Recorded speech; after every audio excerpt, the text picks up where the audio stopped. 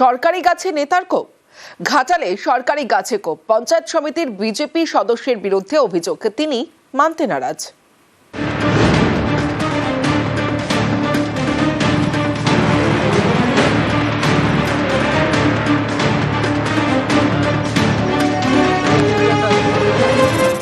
একের পর এক গাছে কোপ, পরপর সরকারি গাছ সাফ।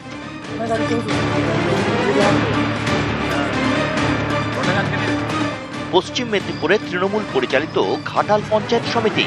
এই পঞ্চায়েত সমিতিতে বিজেপির সদস্য ৮, তার মধ্যে অন্যতম বিবেকানন্দ সিংহ রায়ের বিরুদ্ধে সরকারি গাছ কাটার অভিযোগ। একটি দুটি নয়, অভিযোগ ঘাটাল ১ নম্বর ব্লকের মনোহরপুরের শ্যামসুন্দর এলাকার প্রায় ১৫টি সরকারি গাছ কাটা হয়েছে। শুক্রবার রাতে এই গাছগুলি কেটে নিয়ে যাওয়া হচ্ছিল, তখনই ভ্যান আটকায় পুলিশ। এখানে গাছ কাটা চলছে, ওদেরকে জিজ্ঞেস করলাম গাছ কে কাটছে, তখন ওরা এখানে আমাদের যে বিজেপি বোর্ড পঞ্চায়েত সমিতির সদস্য বিবেকানন্দ সিংহ রায়ের নেতৃত্বে এখানে প্রায় ১০ থেকে ১৫ খানা গাছ রাতের অন্ধকারে কেটে নিয়ে পালিয়ে যাচ্ছিল।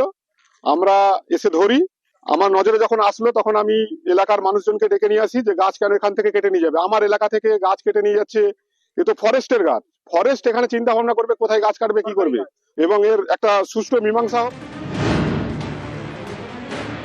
বিভিন্ন গাছের গোড়া দেখুন এলাকার মানুষরা কেটে নিয়ে চলে গেছে, ঠিক আছে, সেই গাছগুলো কাটা হয়েছে। আর ওই যেটা নিজামুদ্দিন গাছটা কেটেছিল কাঁচা গাছ, সেই গাছটা আমরা গাড়িতে লোড করেছি। প্রধান সাহেব আমাকে পারমিশন দিয়েছে, সেই মর্মে এখানে আমি গাছ তুলতে এসেছি, আমি গাছ কাটতে আসিনি। এখানকার পঞ্চায়েত মেম্বার অভিযোগ করেছে যে বিনা পারমিশনে গাছ কাটা হচ্ছে, সেই জন্যই গাছটা তারা তুলেছে। পশ্চিম মেদিনীপুর থেকে সুকান্ত চক্রবর্তী, নিউজ 18 বাংলা।